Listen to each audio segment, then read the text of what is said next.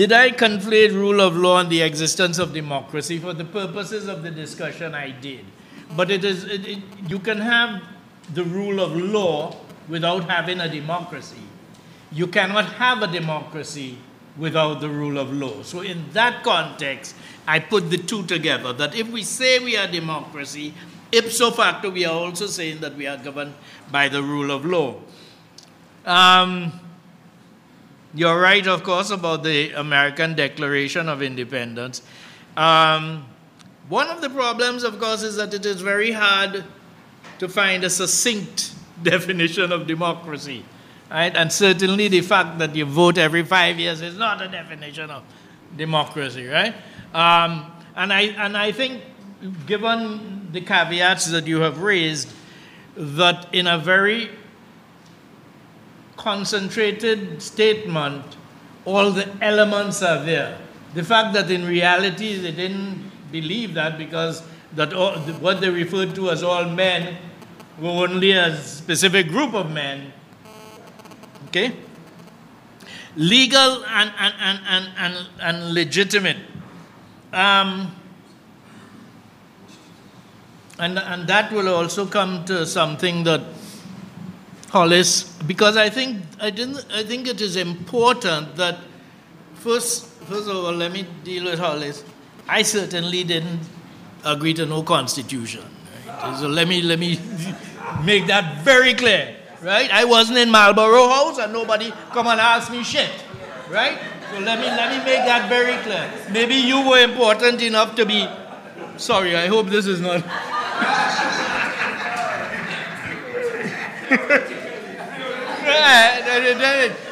Okay.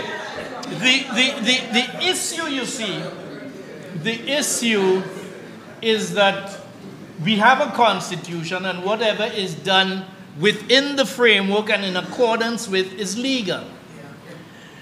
And I do not want to get put my political hat on. I have on my philosophical hat today. But if we say that we are a democracy, then beyond that constitution, there are certain principles, right, that are fundamental. And if the constitution violates those principles, then we say we are a democracy, then those constitution can be illegitimate. Right? That's the legal legitimacy thing. And one of the things about the Chief Justice statement is that he was talking legality. And I was trying to bring it into the framework of legitimacy. And you are right. What does the Constitution permit? But more importantly, what does the political culture permit? And the political culture permits a lot of rubbish in this country. Sorry. Right? Because people do not understand that they are sovereign. It's as simple as that. I mean, and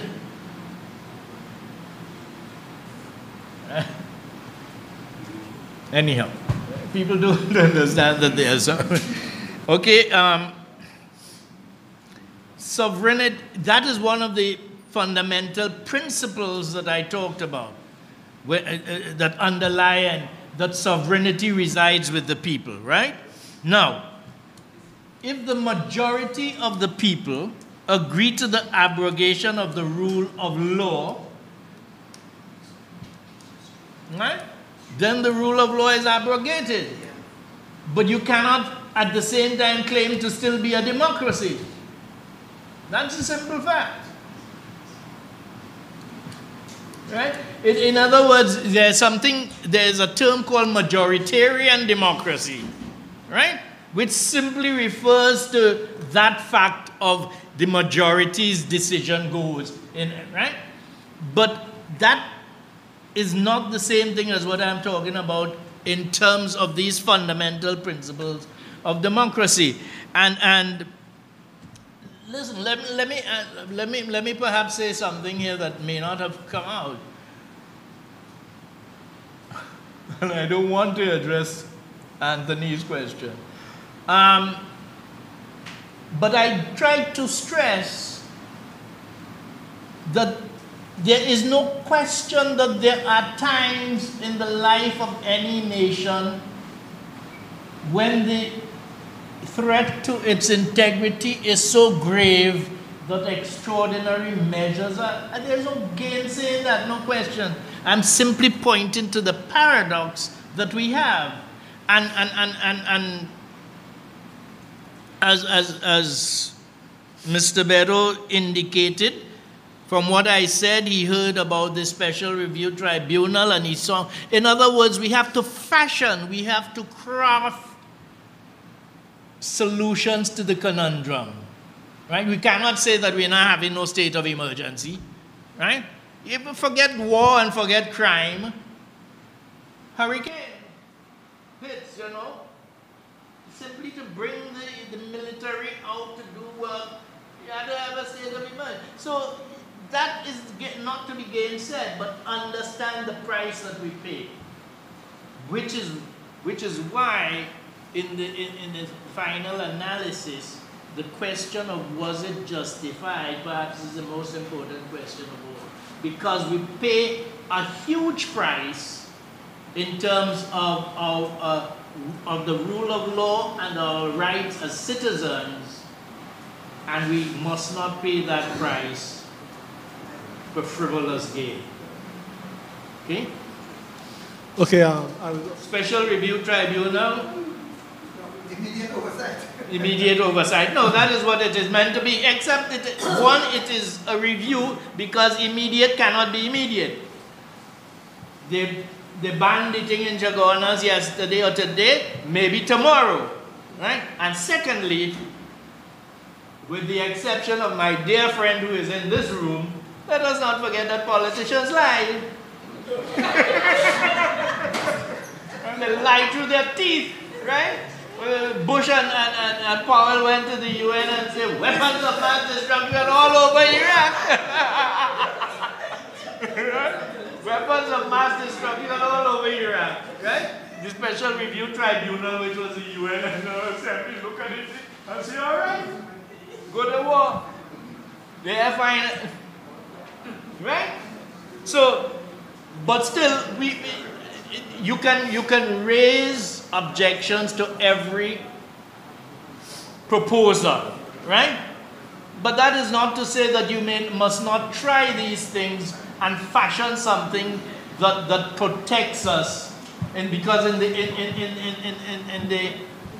long run, Norman is right. The question is, how does it end? Is there a way for civil society, for the people, the governed, to reassert normalcy without the executive?